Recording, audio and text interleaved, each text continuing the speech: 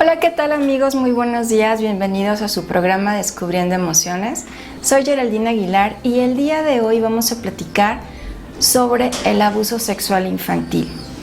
Es un tema quizá un poco para tocarlo con pincitas, pero desde el ámbito psicológico, desde esta parte de orientación, pues queremos darles todas las herramientas, puntos que hay que observar en los niños, cómo hacer una prevención, cómo marcar ese ambiente donde el niño puede estar, y si en algún momento ustedes llegan a presentar una situación en casa con algún familiar, con algún conocido cercano sobre esta parte del abuso sexual infantil, sepan cómo poder tomar esas primeras pláticas con ellos, cómo llevarlos, a dónde llevarlos, qué hacer, porque son situaciones que uno pues en el momento ni siquiera lo piensa, ni siquiera lo espera, y también para los adultos genera un gran conflicto. Así que pues con esto vamos a comenzar con nuestro programa de abuso sexual infantil. Sean bienvenidos.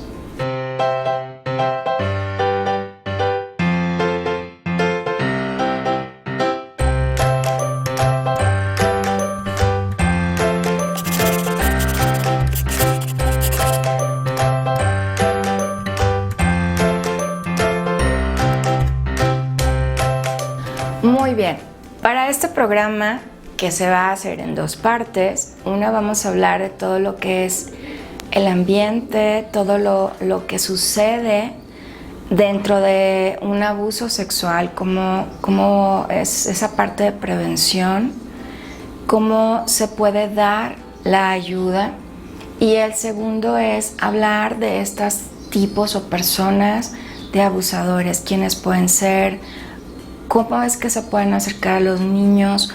Hoy en día hay sobre todo en internet, encontramos estos depredadores sexuales que se les llama, que también forman parte de este grupo. Y para este tema me acompaña el día de hoy la licenciada Gina Celis, quien es pues experta en este tema, tiene ya un gran historial en esta área de abuso sexual. Ella trabaja como perito dentro del área también de abuso hacia los niños, de abusos sexuales. Entonces, pues, ¿quién mejor que la experta? Gina, bienvenida, buenos días. Hola Geraldine, buenos días. Hola, hola. Pues ahora sí que tú eres la experta en este campo.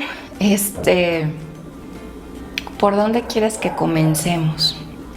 Pues me parece que es importante que conozcamos qué entendemos por abuso sexual infantil, para empezar, porque hay en el lenguaje psicológico, en el jurídico y en el de todas las personas, hay varios términos, y entonces a veces se confunde. Hablar de abuso sexual, de agresión sexual y de violencia sexual es lo mismo. Implica todas aquellas conductas que ejerce un adulto en contra de un menor para satisfacerse sexualmente él, utilizando la diferencia de edad, la diferencia de estatura, incluso de conocimientos, de poder, de autoridad, para abusar. Y todas las conductas que se ejercen, que puede ser desde miradas lascivas, obligarlo a que vea algún contenido sexual inadecuado para su edad, o ejercer tocamientos o incluso la violación, todo entra como violencia sexual o abuso sexual infantil o agresión sexual. Ok, aquí también, perdón, los frotamientos, porque dijiste tocamientos y lo que es la violación, pero los frotamientos también entran como abuso sexual. También. Todo tipo de conducta que ejerza el adulto en contra del niño para satisfacerse sexualmente, sea cualquier tipo de conducta, invitarlo a ver una película pornográfica, enseñarle videos de ese tipo, retratarlo, tomarle fotos en ciertas posiciones o al desnudo.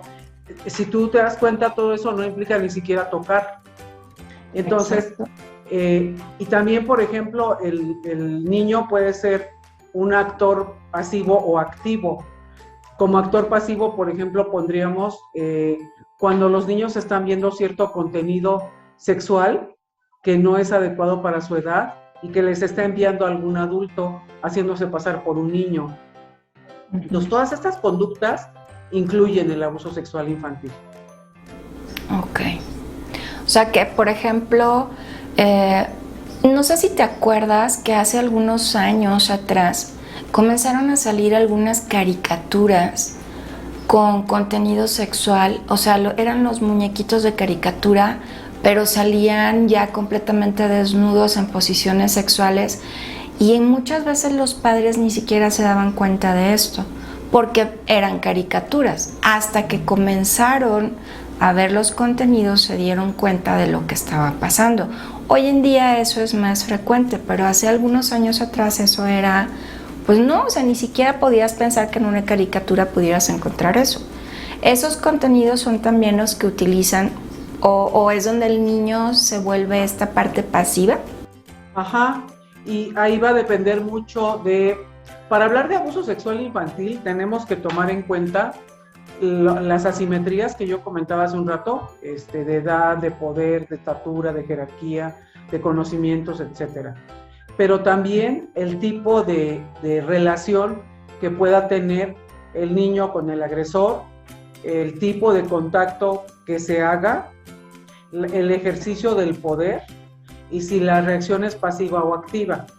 Todas estas cosas tenemos que tomar en cuenta para hacer un concepto de abuso sexual infantil y además la reacción del entorno, porque pudiéramos pensar de pronto que alguien que ve una caricatura y que está con un adulto y que ese adulto le dice, mira, esta es una manera de estar de los adultos, pero hay otras. Y entonces, y si ese adulto no hace algún escándalo por estar viendo eso, o no tiene unas frases de censura hacia ello, pues entonces la reacción del niño y el efecto que puede tener en el niño no es igual que si hay un adulto que empieza, no, esas son cochinadas, porque ves eso es malo, es pecaminoso. Entonces el niño puede tener una reacción adversa hacia esto. Y si esto es continuo, pues entonces el niño sí se puede ver afectado.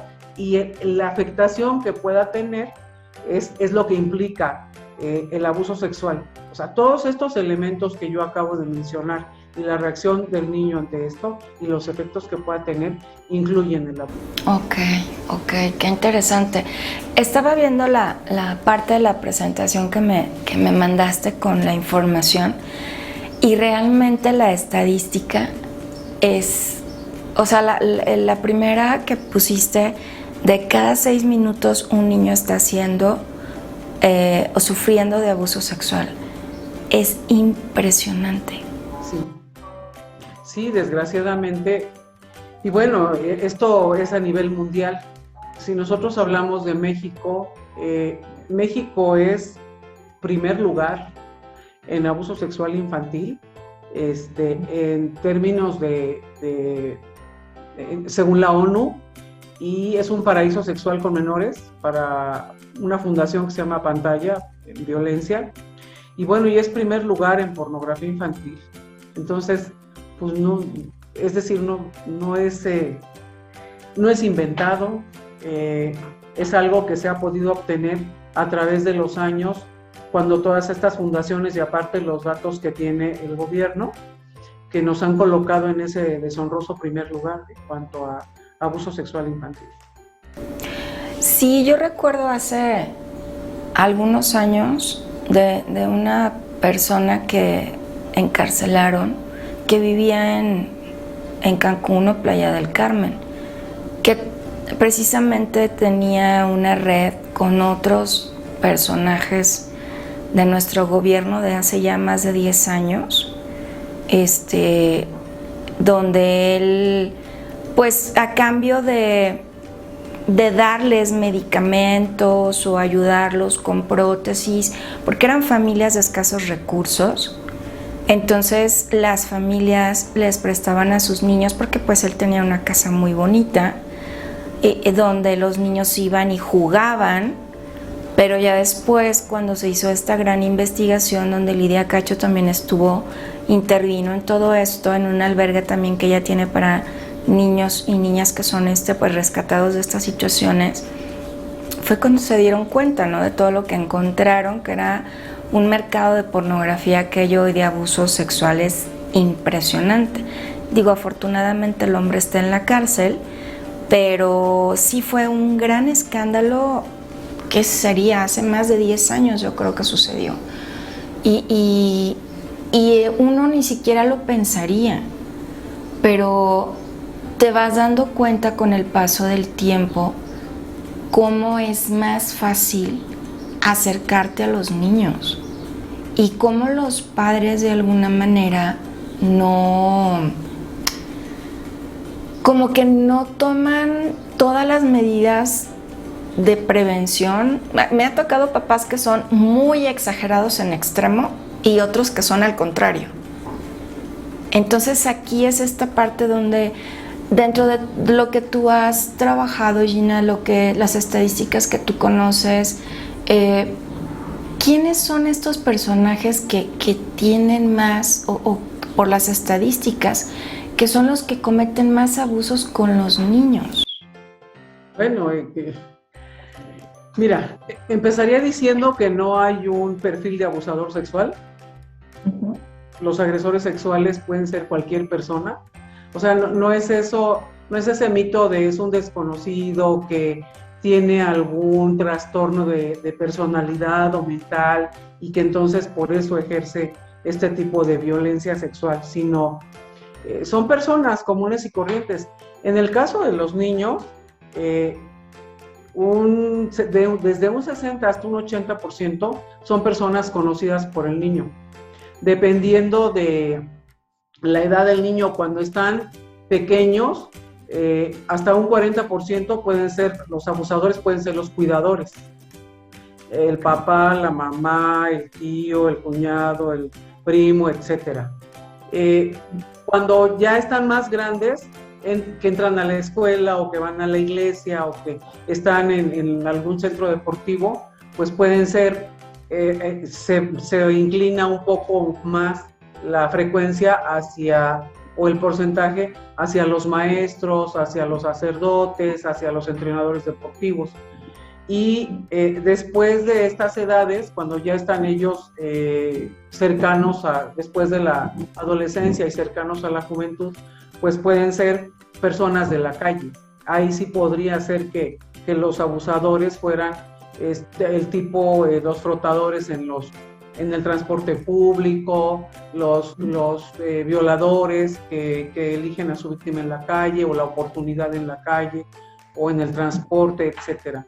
Pero en el caso de los menores sí es una alta frecuencia de que las personas que están a su alrededor son los abusadores sexuales. Ahora, ¿qué características tienen? Bueno, pues yo te decía, son personas comunes y corrientes. Incluso hasta podría hablar de que son personas que tienen conductas encomiables. Hubo un caso que quizá las personas en esta actualidad no han conocido mucho, un caso en México que fue el caso de Marcial Maciel.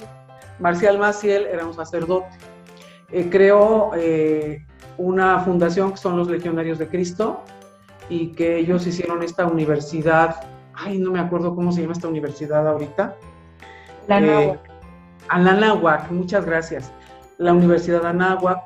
Entonces, este señor reclutaba jovencitos, niños, para que estuvieran estudiando para seminario y para seminaristas y también para que estuvieran teniendo estudios de la iglesia y todo esto, y abusó de muchísimos niños. Llegó el momento en que cuando se destapan los casos de abuso sexual en Boston, que hay una película muy buena para eso que se llama Spotlight y que ganó un Oscar hace como 5 años.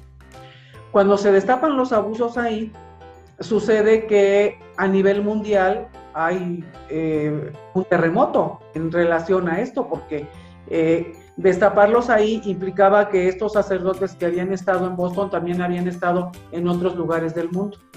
Y entonces se destapan también por la insistencia del Boston Globe, que fue el periódico que los denunció, pero también porque el Vaticano ya no quiso pagar las indemnizaciones que daban, porque ya era mucho dinero, porque lo que hacían era callar el abuso, cambiaban al sacerdote del lugar, lo mandaban a una especie de hogar de retiro de sacerdotes que eran abusadores, que eran pedófilos, y entonces los tenían ahí un tiempo y luego volvían a salir, los cambiaban de iglesia nada más, los cambiaban de jurisdicción, y a la gente la acallaban con la indemnización que le daban.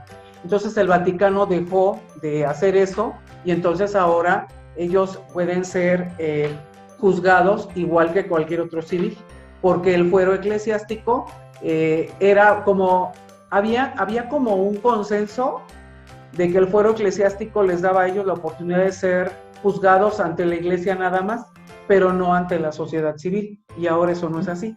Entonces pongo este ejemplo porque, bueno, de un sacerdote, la mayor parte de la gente no podría pensar que es un abusador sexual, y sí hay, pero también hay otras personas que pueden ser padres de familia, que son muy, se acercan mucho a los niños, les gustan los niños, juegan con los niños, tratan de tenerlos a gusto. O sea, son personas que ni siquiera tienen, como te decía yo, rasgos característicos de algún padecimiento. Son personas sí que tienen dificultades para establecer relaciones sexuales con sus coetáneos, o sea, con parejas de su edad, y que entonces para ellos el estímulo sexual es el niño.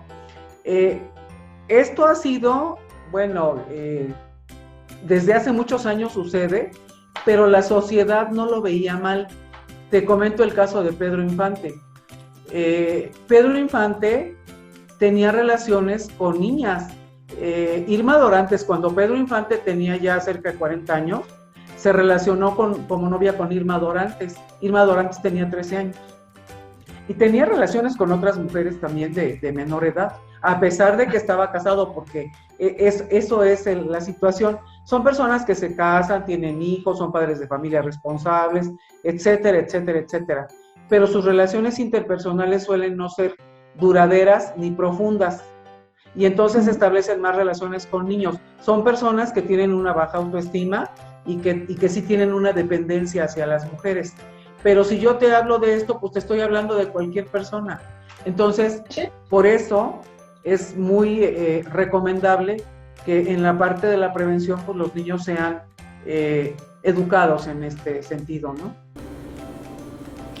Totalmente, son puntos que debemos de tomar en cuenta, y eso que tú dices es muy cierto. O sea, generalmente son personas muy, pues, empáticas, carismáticas, agradables en la familia, y los niños no los ven como alguien que les pueda hacer daño, como alguien agresivo. Al contrario, o sea, son personas con las que los niños de alguna manera se sienten cómodos, conviven y están bien. ¿Por qué? Pues porque no tienen ese miedo o esa desconfianza.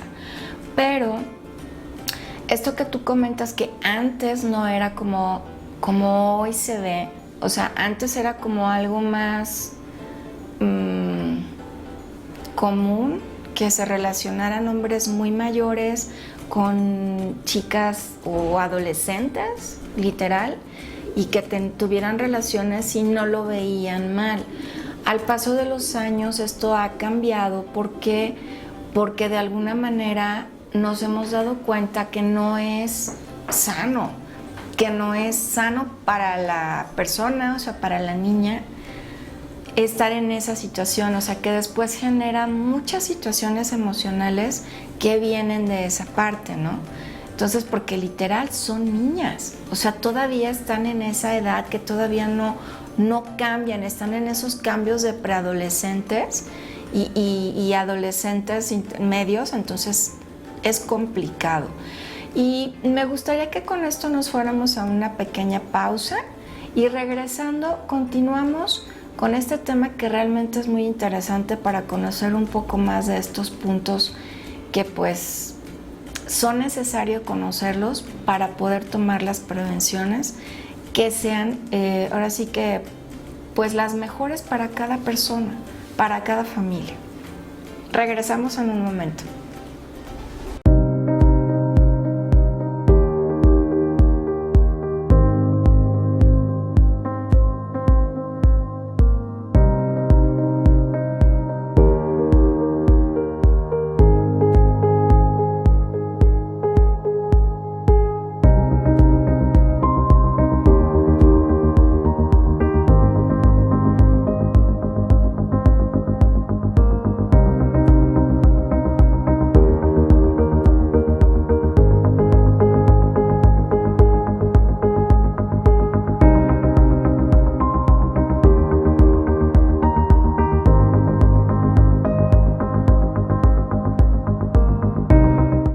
Muy bien amigos, regresamos a nuestro programa Descubriendo Emociones con nuestro tema de abuso sexual.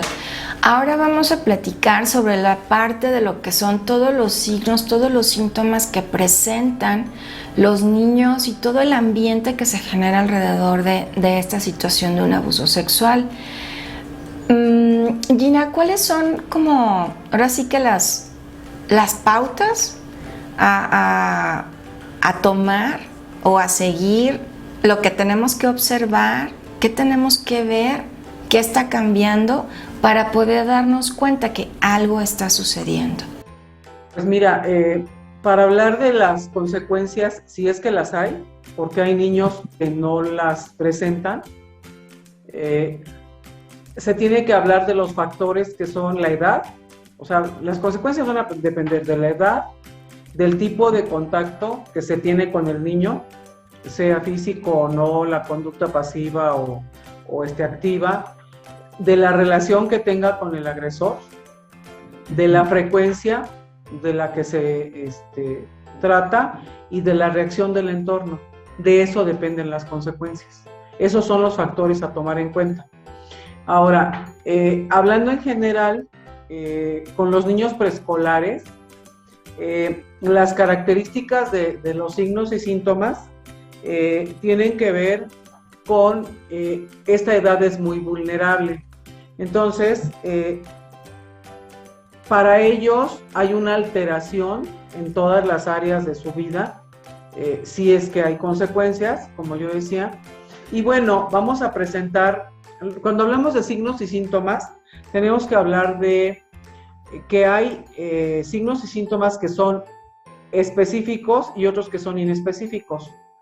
¿Por qué son inespecíficos y por qué son los otros? Cuando son específicos estamos hablando del discurso del niño, que el niño diga lo que le pasó, ese es un signo específico, y el otro es que haya algún rastro físico que nos hable del abuso.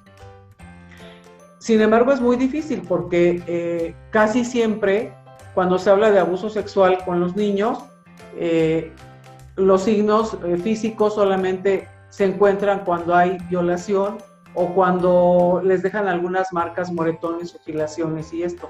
Pero eso casi nunca sucede. Lo que sucede con los tocamientos, con la pornografía, con el cyber acoso y todas estas cosas, pues no dejan una huella física. Entonces solamente vamos a hablar del discurso de los niños. Ahora, hablando de ya signos inespecíficos, ¿por qué decimos que lo son? Porque un niño puede tener todas estas conductas que voy a mencionar porque sufrió abuso o por cualquier otra razón.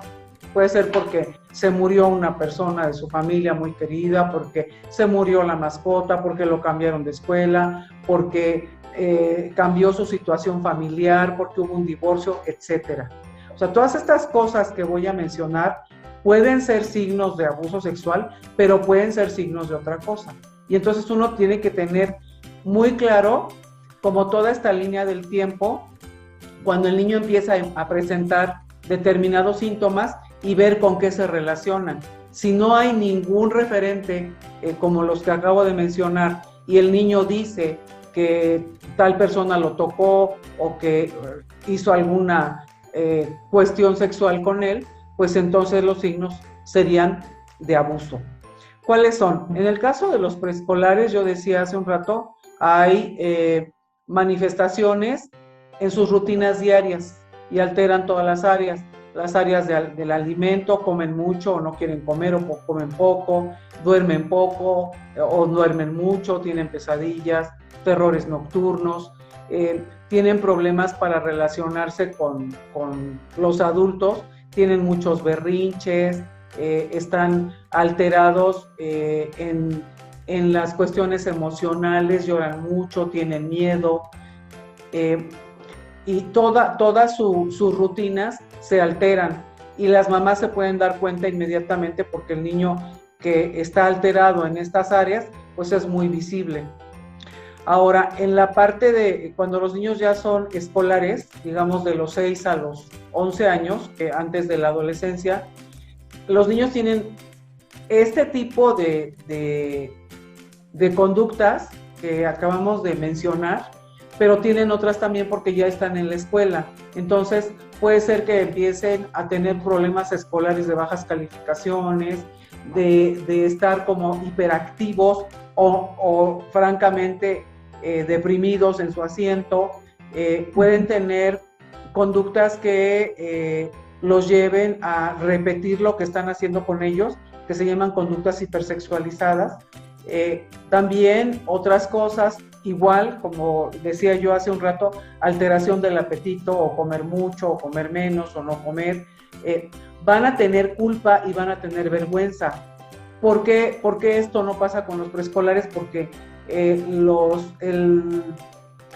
el sistema moral de los niños más pequeños no alcanza a tener en su repertorio conductual culpa o vergüenza, porque el desarrollo moral en estos niños todavía no alcanza este tipo de emociones, de conductas. Entonces, acá los niños van a tener culpa y vergüenza, pero también miedo, pero también pueden tener terrores nocturnos y pesadillas. Ahora, con los preadolescentes y los adolescentes vamos a tener alteraciones, pero ya las vamos a tener a otro nivel. Aquí ya se puede hablar de trastornos de tipo ansiedad, depresión, consumo de sustancias, fugas de casa, conductas suicidas, conductas de mucha rebeldía con la autoridad, que ya todo esto es propio de la adolescencia porque ellos ya ya pasaron a otra forma de pensamiento y a otra forma de percibir los eventos. Cuando todo esto que estoy mencionando afecta todas las áreas de la vida por más de un mes, podremos estar hablando de síndrome de estrés postraumático, que tiene que ver con que cuando son traumatizados por cuestiones sexuales, pero también por otras cosas, como lo decía yo hace un rato, evitan lugares, personas o actividades.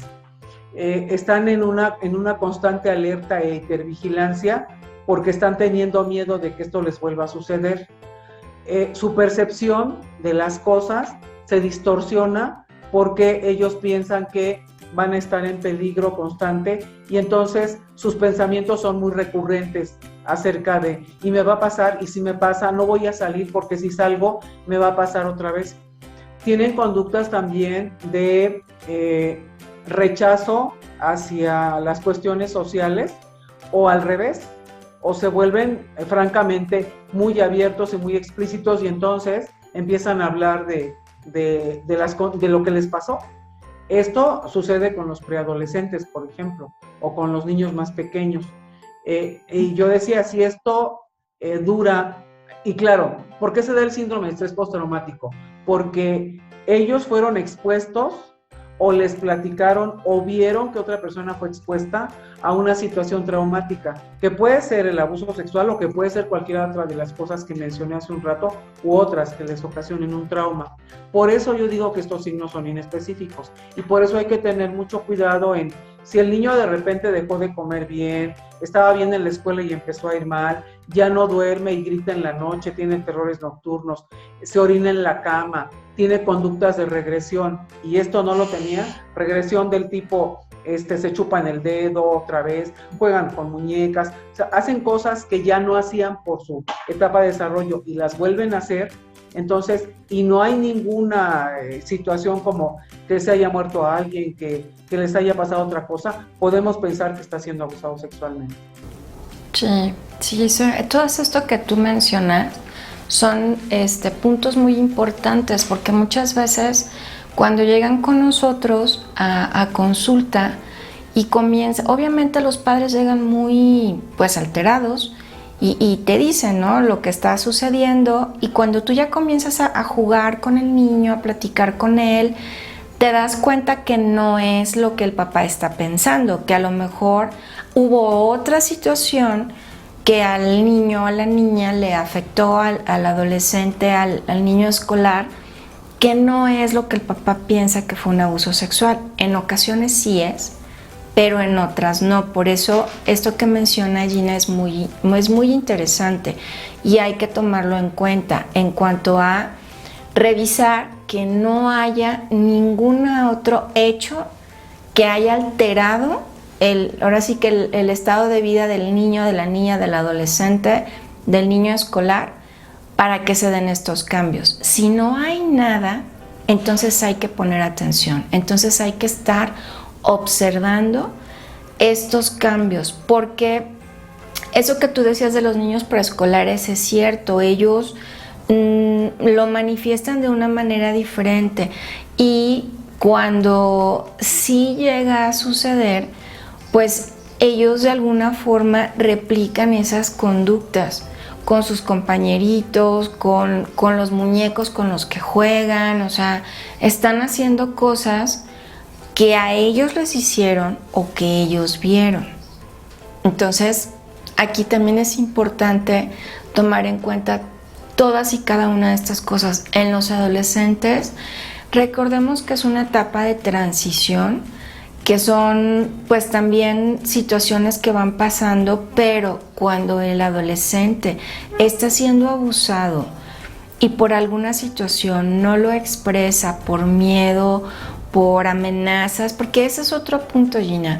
Generalmente lo que a nosotros nos ha tocado ver, y yo creo que más a ti, es que cuando realmente el abuso está y el abusador está cerca de la persona abusada, de la víctima, generan esta parte de amenaza, infunden tanto miedo en la víctima que por eso no hablan. O sea, y uno de verdad pensaría, pero ¿cómo no va a decirlo? Pues que creen y piensen como un niño. Y que a ese niño de 8 años, 9 años, le digan, voy a matar a tus papás si tú dices algo, porque sus amenazas son así, porque lo que quieren generar es un terror. Entonces el niño, pues no habla. Entonces, esta parte, Gina, ¿qué aparte, o sea, aparte de amenazar con matar a los padres, qué otras amenazas les dicen? Porque creo que es de lo más común que puede hacer el abusador con la víctima. Sí, eso que mencionas es parte del modus operandi de los abusadores sexuales de niños. Tienen una imposición detallada del secreto, es decir, esto de aquí no sale, porque si no, les voy a decir que tú me dijiste que yo te hiciera esto. Les voy a decir, los voy a matar. Para un niño pequeño eso es real. Te voy a acusar a ti de que cuando el abusador entra en contacto con el niño y platica, pues de ahí desprende mucha información. Entonces, si le confía algo, les voy a decir ese secreto que tú tienes, si tú no guardas este secreto que tenemos nosotros. Aparte de eso, hay una progresión del abuso, es parte del modus operandi. Poco a poco se acercan al niño a través de favores, de ganancias, de privilegios. Poco a poco van acercándose, juegan con él, le enseñan, le cuentan un cuento, se sientan a ver una película, y poco a poco se van acercando hasta que consiguen lo que desean, y entonces le imponen conductas al menor. Por ejemplo, la próxima vez que nos veamos trae esa blusa, o vístete de tal manera que no traigas ropa interior, o ahorita que lleguen tus papás, te vas a ir inmediatamente a tu recámara y no vas a hablar de esto para nada. O cuando yo llegue, tú ya tienes que estar lista para lo que ya sabes que vamos a hacer. O sea, esta es una imposición de conductas y también es parte del modus operandi. Estas cosas que hacen para acercarse al niño, para que se guarde el secreto, para las amenazas que tú estabas diciendo, es la imposición de conductas que tienen los agresores sexuales. Los agresores sexuales de niños, muchos son personas que tienen actividades que tienen que ver con niños. Los maestros, los sacerdotes, los entrenadores deportivos, las personas que tienen fundaciones que acogen a niños de la calle, las personas que trabajan en un albergue, las personas que trabajan en las escuelas que no necesariamente son maestros o que sí lo son. O sea, estas personas, muchos de ellos tienden a ser pedófilos y entonces obtienen el lugar y el momento adecuado para estar con los niños y hacen toda esta serie de acercamientos hasta que tienen al niño cooptado y lo tienen además acosado y el niño no puede hacer otra cosa. Y claro, ¿cuáles serían como las variables a tomar en cuenta? Pues la vulnerabilidad del niño, la vulnerabilidad que estriba en su edad, en el poco conocimiento, en la poca estimulación que pueda tener en casa, en cómo hay determinadas cosas que se hacen en casa que no le permiten al niño reconocer si está seguro o está inseguro, la poca confianza que se le tenga, la baja autoestima que pueda tener. Y ocurre, hace un rato tú mencionabas los niños de los demonios del Edén, de Lidia Cacho, de Yanzúcar Curi, bueno, eran de bajos recursos, pero bueno, hay niños de altos recursos, o sea, no, este delito no respeta ninguna clase social, ni si son niños o niñas. Claro, hay más, porque la violencia de género nos habla de que hay mayor violencia hacia las mujeres y eso nos da como de 1 de cada 4 mujeres es abusada sexualmente, niñas y adolescentes, y 1 de cada 6 hombres es abusado sexualmente en estas edades. Okay. Sin embargo, también los niños son abusados y no se dice, pues por el machismo que impera, por esta cuestión patriarcal de que ¿cómo vas a decir que te violaron? ¿Cómo vas a decir que te tocaron? Además, a veces hasta es visto como un privilegio. Cuando un adolescente es abusado, yo tuve un caso de un adolescente que fue abusado por una maestra que le mandaba las fotos del pack, o sea, las fotos de ella desnuda, y que empezaron a tener relación virtual y todo esto. El niño, cuando lo empezó a contar a sus amigos, era el festejado, era como ay, qué bueno que te eligió la maestra, pues la maestra está muy guapa, ¿no? Entonces todas estas cosas median con estas situaciones.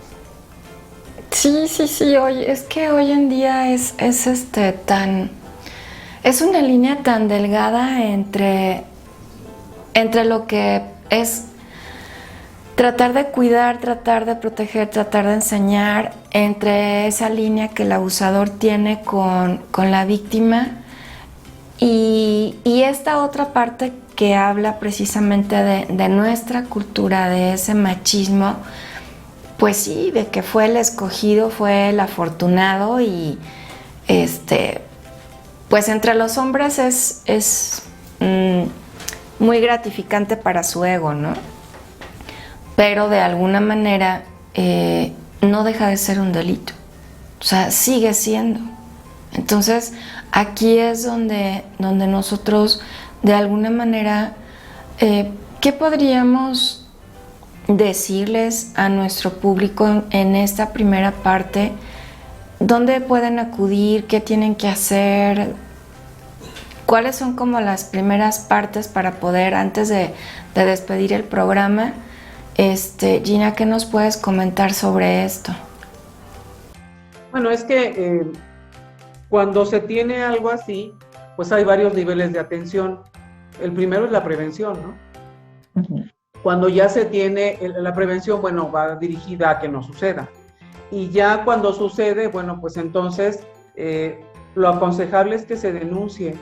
Sé que no tenemos mucha fe en las denuncias, pero hace ya tiempo que hay fiscalías de delitos sexuales en cada estado de la República donde se puede acudir y el personal tiene sensibilidad en relación a eso, tiene capacitación en relación a cómo tratar a niños, niñas y adolescentes. Bueno, y además ya hay todo un sistema legal, hay un protocolo de actuación que publicó la Suprema Corte de Justicia que tiene que ver con todos los pasos que se tienen que dar cuando se recibe una denuncia de este tipo. Se tiene que hacer la declaración ante el Ministerio Público, se tiene que evaluar al niño, niña o adolescente por parte de la psicóloga de la Fiscalía de Delitos Sexuales, se tiene que hacer el proceso y entonces es en ese sentido, pues, si hay como toda la plataforma para poder actuar. Claro que yo entiendo que el sistema de justicia de México pues tiene pues muchos baches, por decirlo de alguna manera, y entonces pues sí, muchas personas prefieren no hacer esto. Además, yo diría no solamente por eso, sino porque el tema de la sexualidad pues, es un tema tabú todavía para nuestra sociedad y creo que para muchas, no solamente mexicanas.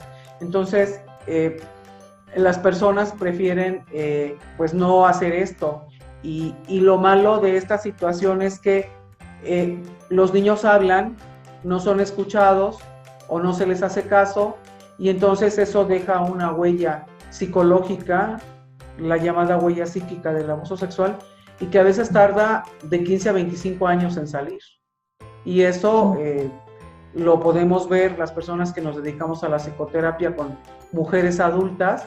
Los hombres difícilmente lo van a decir porque ya decíamos las cuestiones de género, pero las mujeres adultas que van a terapia, en algún momento dado, yo he tenido la experiencia, en algún momento dado refieren un abuso sexual cuando eran niñas. Entonces, sí, la importancia de denunciar, pues sí, es un elemento que hay que considerar. Y claro, hay el nivel de atención en el momento y el nivel de atención post-trauma, que tiene que ver ya con atender directamente con terapia, etcétera. Muy bien, amigos. Este fue nuestra primera parte sobre la que fue abuso sexual, todos los signos, síntomas, todo lo que usted necesita saber sobre él. Y no se pierda nuestro segundo programa donde hablaremos sobre la prevención del abuso sexual para que usted tenga toda la información que necesita y podamos cada uno desde nuestro rincón pues hacer ahora sí que nuestra tarea y tomar una cultura de prevención. Que tengan un excelente día y muchísimas gracias.